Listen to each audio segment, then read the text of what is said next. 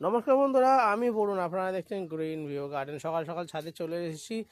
গতকাল প্রচণ্ড পরিমাণে বৃষ্টি হয়েছে আর ঝড়ও হয়েছে।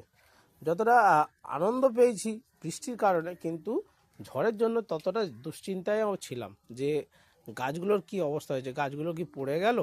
এই চিন্তাটা সারা রাত মাথায় ঘুরে যাচ্ছিল, কিন্তু যতক্ষণ না সকালবেলা ছাদে আসছিলাম ততক্ষণ পর্যন্ত এই চিন্তাটা মাথায় ছিল যে গাছের কোনো ক্ষতি হয়নি তো, এই চিন্তাটাই মাথায় লেগে রয়েছে।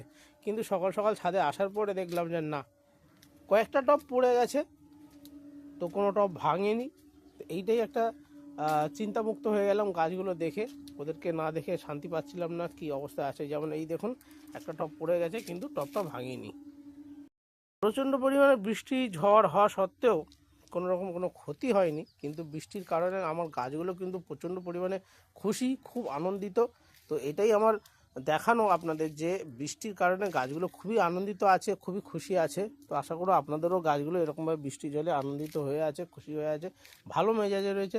তো সেটাই আমি আপনাদের শেয়ার করলাম, আশা করো আপনাদের ভালো লাগবে।